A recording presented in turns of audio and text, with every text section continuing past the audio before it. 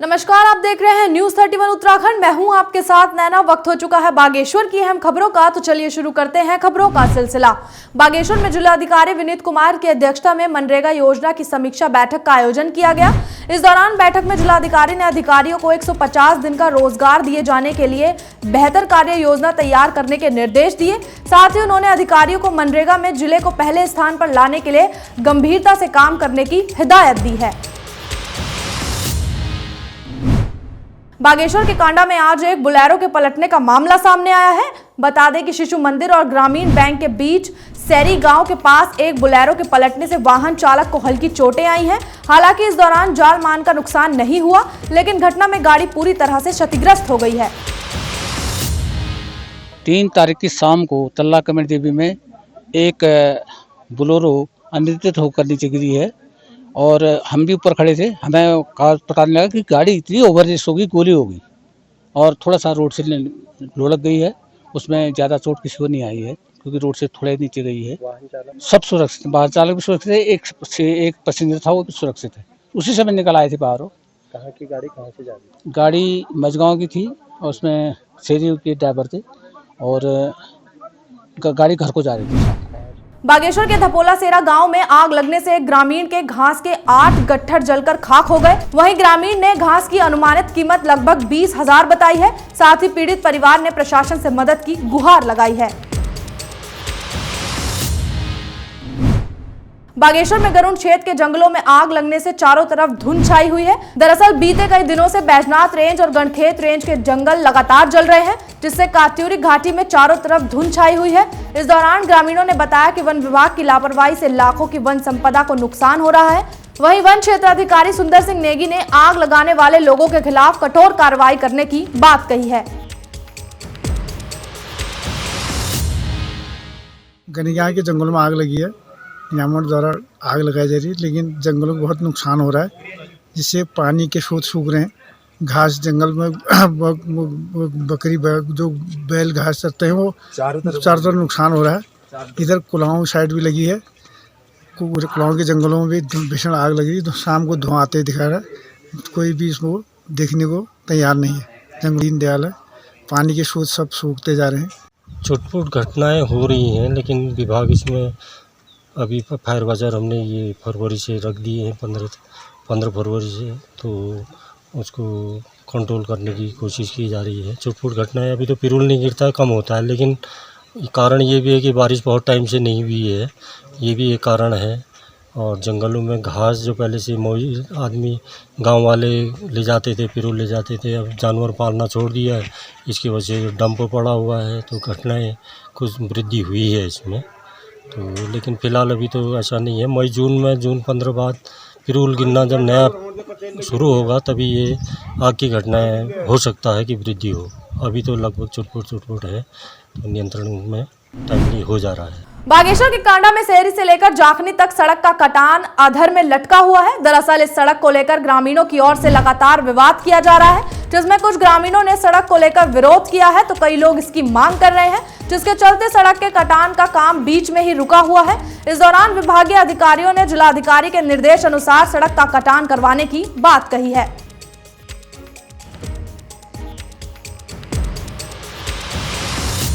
यहाँ पर पीडब्ल्यूडी द्वारा शेरी से लेकर जाखनी तक रोड काटी जा रही है, जिसमें ग्राम शेरी वालों का कहना है कि कुछ हमारी नापलैंड इसमें आ रही है।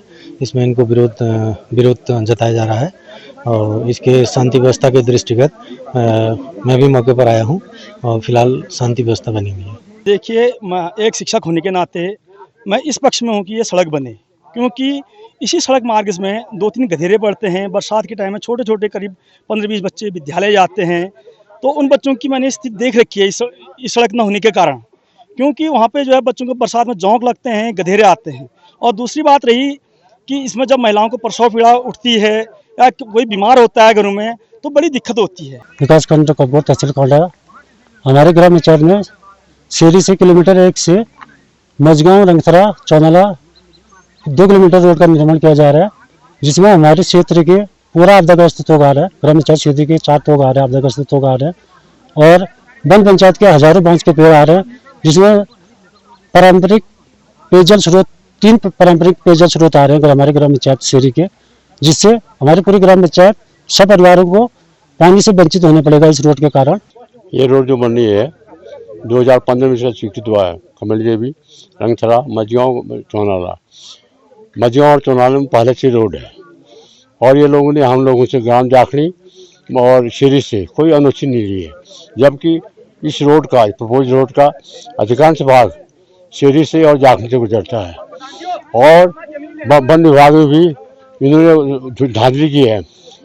काड़ा में मंडलीय स्तर की वन विभाग की मीटिंग हुई और उसमें क्षेत्र पंचायत सदस्य चौनाला जो कि गावड़ी देवी थी उसको बुलाया गया, जबकि क्षेत्र पंचायत जाखड़ी का क्षेत्र पंचायत में था जोगा सिंह, तो मुझे नहीं बुलाया गया। ये पूरी धांधली की गई है। पंच हूँ, मेरा नाम आनंद सिंह धामी है और मैं ये चाह रहा हूँ कि हमारे वन पंचायत में 1000 पेड़ से ज़्यादा आ रहे हैं बांस के पेड़, और उसको बिना छपान किए या बिना कटान किए ये रोड ले जाना, हाँ, बिना स्वीकृति का, मैं इसको बिल्कुल मैं इसके खिलाफ हूँ। और हमारे इसमें 3-4 स्रोत पानी का आ रहे, जो सारा गांव जो है पानी के बजाय वंचित रह जाएगा। और मेरी पूरी शेरी की ज़मीन आपदाग्रस्त है। मैं पीएस पड़त्याल, सहायक अभियंता, निर्माण खंड, लोक निर्माण विभाग, कपकोट। ये सड़क मेरे अधीन है और ये इसका नाम है आपका कमड़ी देवी बनतोला सियाकोट मोटर मार्ग के किलोमीटर 2 से रंगधरा मझगांव चौनाला मोटर मार्ग, और इसकी लंबाई जो है 2 किलोमीटर है। इसका समरेखण प्रस्ताव विधिवत पास है और फॉरेस्ट की भी जो वन भूमि हस्तांतरण की कार्रवाई भी पूर्ण हो चुकी है और टेंडर प्रक्रिया पूर्ण होने के पश्चात अनुबंध गठित होते हुए ठेकेदार यहाँ पर काम करने के लिए तैयार है, किंतु कुछ विवाद के चलते हुए ये कार्य जो है स्टार्ट नहीं किया जा सका है। इसमें माननीय उच्च न्यायालय का भी, नैनीताल उच्च न्यायालय का भी आदेश है। बागेश्वर में गैरसैंण को तीसरे मंडल के रूप में घोषित किए जाने पर चर्चाओं का बाजार गर्म है। इस दौरान जिले के जनप्रतिनिधियों का कहना है कि मुख्यमंत्री का यह फैसला चारों जिलों के विकास के लिए नई पहल है। इस दौरान जनप्रतिनिधियों ने मुख्यमंत्री का आभार जताया है। साथ ही उन्होंने मुख्यमंत्री की इस फैसले को पिछड़े हुए जिलों के लिए रोजगार और आर्थिक दृष्टि से अच्छा बताया है। माननीय मुख्यमंत्री जी ने कल अंतिम क्षणों में ये घोषणा की कि एक इन 4 जिलों को मिला करके एक नई कमिश्नरी बनाई जाएगी। यद्यपि मैं इसको बड़े फायदेमंद समझ रहा हूँ। इसलिए समझ रहा हूँ कि पहले 2 कमिश्नरियाँ थी हमारी, गढ़वाल और कुमाऊँ। तो कुमाऊँ की संस्कृति अलग दिखाई देती थी, गढ़वाल की संस्कृति अलग प्रदर्शित होती थी। निसंदेह फायदा तो होगा ही, लेकिन मैं जैसे पूर्व में कह चुका हूँ, अपने विचार कई दफ़े मैं सार्वजनिक मंच में व्यक्त कर चुका हूँ कि हमारे जनप्रतिनिधियों को सोच बदलनी पड़ेगी। विकास, पहाड़ का विकास किस रूप में हो। मुझे यहाँ पर पर्वतीय विकास परिषद की बात याद आती है जब बागेश्वर राजकीय महाविद्यालय के संबंध में हम लोग लखनऊ में 7वीं मंजिल जवाहर भवन के विकास परिषद के ऑफिस में गए थे। इंद्रमणि बडोनी उपाध्यक्ष हुआ करते थे। उन्होंने कहा कि जब तक उत्तराखंड के लोगों की, जनप्रतिनिधियों की सोच नहीं बदलेगी तब तक आप कितना ही प्रयत्न करें। कि जहाँ तक आपने कहा फायदे की बात, हम पहले फायदे पर ही बात करता हूँ।